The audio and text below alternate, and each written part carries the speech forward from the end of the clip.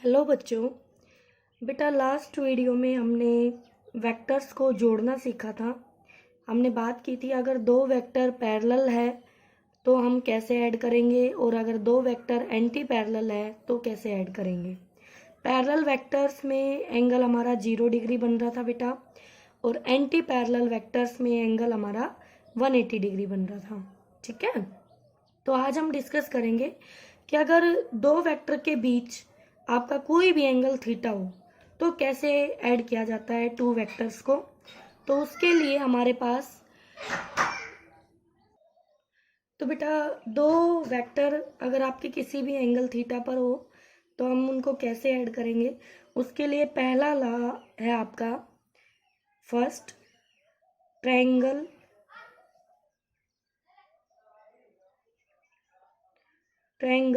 Law of vector addition. Triangle law of vector addition, ये law क्या कहता है बेटा, देखिए इस लॉ में हमारे पास कोई भी दो वेक्टर गिवन वेक्टर होंगे। फॉर एग्जांपल आपके पास एक वेक्टर ये है ए वेक्टर और एक वेक्टर ये है आपका बी वेक्टर। तो अब इन दोनों वेक्टर्स के बीच में आपको एंगल चेक करना है, तो पहले एंगल चेक कर लीजिए। आपने ये बनाया अपना ए वेक्टर और इसी के पैरेलल शिफ्ट किया इसको, ये बनाया आपने बी वेक्टर। तो टेल से टेल मिला के हमने बता रखा है एंगल चेक करना हो तो टेल से टेल मिला लो आप। तो आपने टेल से टेल मिलाई तो इनके बीच का जो स्मॉल एंगल बनेगा वो हमारा एंगल होगा बिटवीन टू वेक्टर्स। कौन सा एंगल होगा बेटा, दो वेक्टर के बीच जो छोटे वाला एंगल होगा वो एंगल आपका बिटवीन टू वेक्टर्स लिया जाएगा। ओके, अब triangle law of vector addition क्या कहता है, ये कहता है कि अगर ये दो वेक्टर हम किसी भी ट्रायंगल की दो साइड की फॉर्म में रिप्रेजेंट कर दें तो कैसे कर दे बेटा, देखिए ये हमारा फर्स्ट वेक्टर है ए वेक्टर और बेटा ये हमारा सेकंड वेक्टर है बी वेक्टर। ओके बच्चों, ठीक है मैम। तो इनका जो रिजल्टेंट होगा वो इस ट्रायंगल की थर्ड साइड यानी क्लोजिंग साइड होगी बेटा। और इनकी खास बात क्या क्या होनी चाहिए वो देख लीजिए आप। ये आपका आर वेक्टर रिजल्टेंट वेक्टर होगा। अब सुनिए बच्चों, यहां पर हम इसकी स्टेटमेंट कैसे लिखेंगे, according to this law if two vectors are represented by the two sides, देखो एक एरी two sides of a triangle in same order. बच्चों यहां ध्यान देना, इन सेम ऑर्डर। बच्चे यहाँ पे लिखते हैं in same direction, direction wrong होगा बच्चों। इन सेम ऑर्डर, सेम ऑर्डर का मतलब पहला वेक्टर फिर इसके हेड से दूसरे की टेल रख दी दूसरा वेक्टर, तो ये एक ऑर्डर में चल रहे, देखो एक ऑर्डर में, ठीक है। Then there resultant is represented by the third side of the triangle in opposite order. अगर ये एरो यहां होने की बजाय यहां होता तो ये सेम ऑर्डर में हो जाता, देखो तीनों एक ऑर्डर में ऐसे। लेकिन इनके ऑर्डर के अपोजिट में देखो इसके हेड से जाके रिजल्टेंट का हेड जाके मिला है ना कि टेल, तो ये होगा हमारा रिजल्टेंट वेक्टर। ठीक है बेटा, डायग्राम को अच्छे से देखना बच्चों, डायग्राम में बहुत सारे बच्चे गलती करते हैं। अब हमें फाइंड आउट करनी है दो बातें। पहली, find magnitude of R vector, number two find direction of R vector. तो आपको डेफिनेशन समझ आ गई होगी बेटा, यस मैम आ गई। तो बच्चों स्टार्ट करते हैं। मैं अपने ये मेरा बोर्ड है बेटा और इसको हाफ ऐसे डिवाइड कर लेती हूँ, ठीक है, ताकि आपका पूरा टॉपिक इस पेज पर आ जाए। अब देखिए इस डायग्राम को हम सुंदर सा बनाएंगे कैसे। हम अपना पहला वेक्टर ड्रॉ कर लेते हैं ऐसे ही जैसे बनाया आपने। तो बच्चों ये देख लीजिए आपका ए वेक्टर। Okay ma'am. बेटा ये बना दिया आपने अपना बी वेक्टर। Okay ma'am. और बच्चों ये हो गया हमारा आर वेक्टर, रिजल्टेंट वेक्टर। ठीक है, अब थोड़ी सी ज्योमेट्री हमें यहाँ पर जो हमने सीखी हुई है अप्लाई करनी होगी। कैसे? हम ए की डायरेक्शन थोड़ा सा आगे बढ़ाएंगे, तो एक तरह से मैंने ए को आगे शिफ्ट कर दिया। ठीक है, ए की टेल को यहाँ रखूंगी तो हेड यहाँ कहीं जाएगा, तो ये डायरेक्शन आगे हो गई। तो क्या टेल जब ए की यहाँ आएगी बी के साथ, तो इन दोनों वेक्टर के बीच का एंगल, बेटा कुछ बच्चे इसको ले लेंगे, ये एंगल नहीं, ये गलत होगा। एंगल कौन सा होगा? ये। तो ये हो गया एंगल थीटा। ओके बेटा? ओके मैम, ठीक है। अब आपको क्या करना है, आपने ए की डायरेक्शन को आगे बढ़ाया, फिर ए की टेल से बी की टेल के साथ आपने चेक कर लिया, एंगल मिल गया थीटा। ठीक है, अब हमें यहां से हम नाम दे लेते हैं, इसको P, इसको Q, इसको S, और यहां से बेटा आपको एक परपेंडिकुलर ड्रॉ करना है। बच्चों परपेंडिकुलर सही से ड्रॉ करना। कुछ बच्चे क्या करते हैं, मैं बता देती हूँ जो गलती आप करते हो।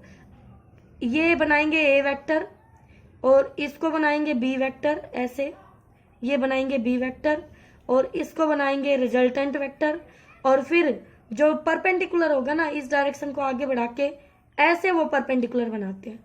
बिल्कुल गलत है, बिल्कुल रॉन्ग है बेटा। तो डायग्राम को ध्यान से देखिए कैसे बन रहा है।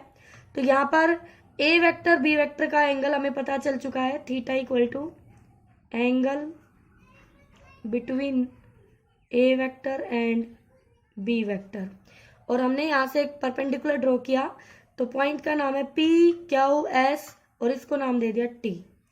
कोई कंफ्यूजन नहीं रहना चाहिए बच्चों। ठीक है, अब देखिए बेटा, सबसे पहले हम यहाँ पर बात करेंगे इस छोटी वाली ट्रायंगल की। ध्यान से देखो, इन ट्रायंगल QST, देखो बच्चों जो 10th क्लास में सीखा है वही करेंगे यहाँ से। ये देखिए, ये तो मुझे यहां से QS का मैग्नीट्यूड पता है, बिल्कुल पता है, मैं यहाँ लिख देती हूँ। QS का मैग्नीट्यूड है B और PQ का मैग्नीट्यूड है A और PS का मैग्नीट्यूड है R। डायरेक्शंस, इनकी डायरेक्शंस जो इनके वेक्टर के अलोंग होगी। ठीक है, तो ये इनके मैग्नीट्यूड पता है, इन साइड्स की वैल्यू, लेंथ पता है आपको।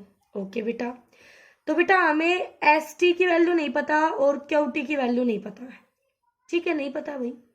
तो बताइए इस ट्रायंगल के अंदर अगर आपका ये राइट एंगल है और ये एंगल थीटा है, तो इसके थीटा के रिस्पेक्ट में क्या ये बेस बनेगा? Yes ma'am. ये परपेंडिकुलर है? Yes ma'am. ये हाइपोटेन्यूस है? Yes ma'am. ओके, हमें तीनों साइड्स मालूम है, तो मैंने यहां से वैल्यू लिखी सबसे पहले साइन थीटा। साइन थीटा क्या होता है बेटा? परपेंडिकुलर अपॉन में दिस हाइपोटेन्यूस, यानी एस टी मैंने यहाँ पे कुछ, हाँ ठीक है सही लिखा है, ST अपॉन में QS। तो यहाँ से क्या मुझे ST की वैल्यू मिल जाएगी? QS sine theta. बोलो बच्चों, यस मैम मिल रही है। तो बेटा ST की वैल्यू बताओ कितनी आई? ST की वैल्यू आई, QS है हमारा, ये QS था जो B के इक्वल है, B साइन थीटा।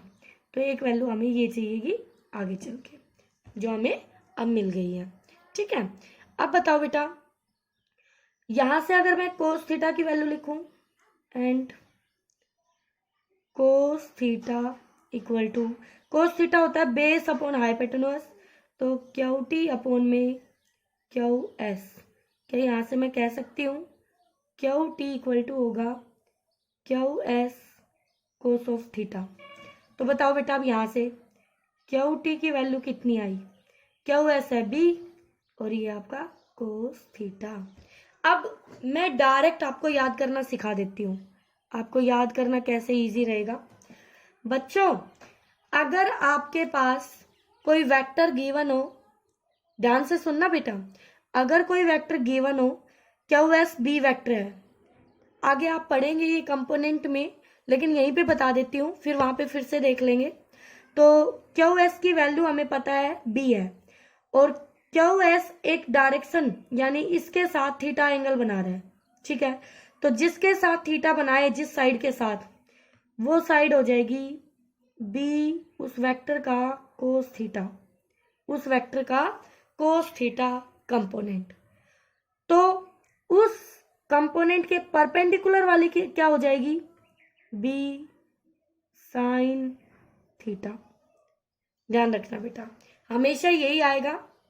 कोई भी वेक्टर अगर किसी डायरेक्शन के साथ, इस डायरेक्शन के साथ थीटा बना रहा है, एक ये राइट एंगल में, तो उसकी ये जिसके साथ थीटा बना रहा है वो साइड हो जाएगी बी कोस थीटा, और दूसरी वाली उस बी कोस थीटा के यानी उस साइड के परपेंडिकुलर वो हो जाएगी बी साइन थीटा। इन में से हमें एक एंगल पता होना चाहिए और एक साइड जो कि हाइपोटेन्यूज आपकी वो पता होनी चाहिए। तो आप बेस और परपेंडिकुलर बता सकते हैं एंगल और उस वेक्टर की फॉर्म में, ठीक है बेटा। अभी याद नहीं हो तो कोई बात नहीं, आप मैथमेटिक्स अप्लाई करके अभी निकाल सकते हैं। जब आप कंपोनेंट पढ़ेंगे, प्रैक्टिस होगी, तो आपको अच्छे से समझ आ जाएगा। आगे चलिए बेटा, यहां से हमने ये दो वैल्यू निकाल ली है। अब हम चलते हैं मैग्नीट्यूड ऑफ आर की तरफ। हमें आर का मैग्नीट्यूड निकालना है, तो हम क्या करेंगे, बड़ी वाली राइट एंगल ट्रायंगल लेंगे, in triangle PST. Okay, this side hypotenuse, perpendicular, base. तो हमें पता है पी एस का स्क्वायर होगा एस टी का स्क्वायर प्लस पी टी का स्क्वायर। कोई दिक्कत बेटा नहीं। पी एस का स्क्वायर, पी एस का स्क्वायर, सॉरी ये पी एस है बेटा, तो ये हो जाएगा आर स्क्वायर। बच्चों मैग्नीट्यूड निकाल रहे हो, कहीं भी वेक्टर मत लगाना।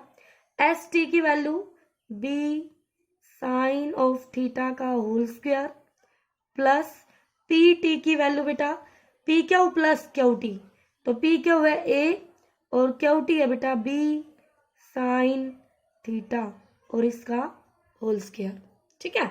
अब इसको सोल्व कर लेंगे बेटा, क्या आएगा, R square B square sine square theta plus A square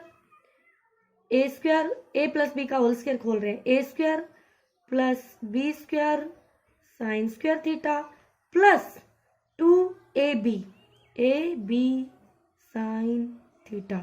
अब ध्यान से देखिए, बी स्क्वायर कॉमन आ रहा है, R square equal to B square common sine square theta plus cos square theta, plus में बच गया ए स्क्वायर और साथ के साथ 2ab कोस थीटा। तो यहाँ से आर स्क्वायर इक्वल टू हो गया, मैं अगर इसको ऐसे लिख दूं, ए स्क्वायर पहले, यहाँ से बेटा ध्यान से देखिए 10th क्लास में पढ़ी है, आइडेंटिटी है, इक्वल टू 1 होगी, इसकी वैल्यू 1 के इक्वल होगी। तो यहाँ से बी स्क्वायर इंटू में 1, तो बी स्क्वायर रहेगा plus 2ab cos of theta, और therefore R equal to under the root A square plus B square plus 2ab cos of theta. This is the magnitude of resultant vector. बोलो बच्चों, बात clear हुई कि नहीं, resultant vector, ठीक है, ये आ गया आपका मैग्नीट्यूड। अब बेटा डायरेक्शन ऑफ आर, बच्चों डायरेक्शन का मतलब क्या होता है, डायरेक्शन का मतलब ये होता है कि जो डायरेक्शन हमें पता है, जैसे आपको 4 डायरेक्शन पता है, ईस्ट वेस्ट नॉर्थ साउथ, तो आप किसी भी डायरेक्शन में जाते हैं तो आप नॉन के साथ एंगल बता देते हैं कि ईस्ट के साथ इतने एंगल पे जा रहा हूँ टुवार्ड्स नॉर्थ, वेस्ट के साथ इतने एंगल पे जा रहा हूँ टुवार्ड्स, जो भी है आप जिस तरफ भी जा रहे हैं। तो यहाँ पर पी क्यू गिवन है, ये गिवन है, ये हमें मालूम है, तो आर का हमें पता करना है। तो क्या मैं इस एंगल को पता कर लूं, इसको नाम दे दिया बीटा, क्या नाम दे दिया, बीटा। तो अगर मैं बीटा पता कर लूं तो मुझे आर की डायरेक्शन पता चल जाएगी कि ए वेक्टर के साथ इतने एंगल पे आर होगा, बिल्कुल। तो डायरेक्शन ऑफ आर कैसे करेंगे बच्चों, वेक्टर कुछ भी नहीं है, बड़ी वाली ट्रायंगल से ही हम यहाँ वैल्यू लिखने वाले हैं tan बीटा की। क्यों? क्योंकि इसको हम ले नहीं सकते, क्योंकि इसको तो हमें पता करना है। बची दो साइड्स, एक साइड ये, एक साइड ये परपेंडिकुलर है, ये हाइपोटेन्यूज है। परपेंडिकुलर अपॉन में सॉरी ये बेस है, तो परपेंडिकुलर अपॉन बेस में क्या होता है, 10 होता है, तो इसलिए हमने क्या लिखा, tan बीटा। तो यहाँ से ST अपॉन में PT और ST अपॉन में PT क्या है, PQ प्लस QT। बच्चों वैल्यू लिख दो बेटा, तो यहाँ से tan बीटा आ गया, ST हो गया B साइन ऑफ थीटा और PQ हो गया A प्लस में QT हो गया B cos of theta. This is the direction of R vector. अब आपको बीटा निकालना है तो tan इनवर्स और इस टर्म को आप ब्रैकेट में डाल दीजिए, ठीक है, कर सकते हो ना बेटा।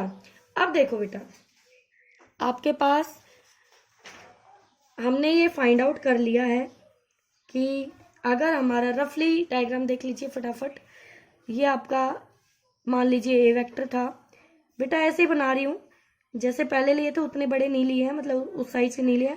तो ये हमारा रिजल्टेंट वेक्टर आर वेक्टर था, ये आगे बढ़ाई साइड, ये एंगल थीटा था एक और बी के बीच, ये नॉर्मल ड्रॉ किया, इसको P नाम दिया था, इसको Q नाम दिया था, इसको T, इसको S नाम दिया था, और ये था हमारा बीटा। तो R का मैग्नीट्यूड निकल के आया है under the root A² plus B² plus 2AB cos of theta, और R की डायरेक्शन निकल के आई है tan बीटा इक्वल टू, यहाँ पे आया आपका B दिस साइड, तो ये B जिसके साथ थीटा बनाता है वो होगा कोस, ये B कोस थीटा और ये B साइन थीटा। तो यहाँ से B साइन थीटा अपॉन में A plus B cos theta. जब हमारी क्लासेस लगेंगी तो मैं आपको ये याद रखना भी बता दूंगी, आपको याद हो जाएगा। बाकी एक बार बता देती हूँ, जो बच्चे याद कर ले उनके लिए अच्छा है बेटा। tan होता है साइन अपॉन कोस, साइन अपॉन कोस और साथ में उसका एंगल जो भी है, तो ऊपर साइन होता है। अब ध्यान से देखिए, ट्रायंगल ये ली थी बड़ी वाली, ठीक है, साइन इसमें आ रहा है, ठीक है। अब बीटा ए वेक्टर के साथ बन रहा है, ए वेक्टर के साथ, तो वो तो आएगा नीचे पूरा, और दूसरे वाले के दो कंपोनेंट यूज हो रहे हैं। अब tan बनाना है तो साइन वाला ऊपर और कोस वाला नीचे, आगे चल के हेल्प होगी, क्योंकि इस ट्रायंगल में तो आपको दिख रहा है आराम से कि दिस अपॉन दिस किया है। आगे चल के बार बार आप यही ट्रायंगल थोड़ी ना बनाएंगे, रिलेटिव वेलोसिटी पढ़ेंगे, रिजल्टेंट निकालेंगे, मूविंग मैन रेन की निकालेंगे with respect to moving man, तो ये सब बातें करेंगे, तो वहां पे ही इनकी जरूरत पड़ने वाली है आपको, ठीक है बेटा। तो बेटा बीटा क्या हो जाएगा, यहाँ से tan इनवर्स और ये वाली टर्म पूरी अंदर ब्रैकेट में B साइन थीटा अपॉन में A plus B cos theta, ठीक है बेटा। ये हो जाएगा आपका, डायरेक्शन निकालनी पड़े तो आप ये एंगल निकाल लेंगे बीटा। इसके कुछ इंपॉर्टेंट केसेस हैं वो, और भी इंपॉर्टेंट रिजल्ट्स हैं वो हम नेक्स्ट वीडियो में डिस्कस करेंगे। तो अभी आपका सिर्फ एक तरह से जो डेरिवेशन है वही कंप्लीट हुआ है triangle law of vector addition का। तो बच्चों अच्छे से करना इसको।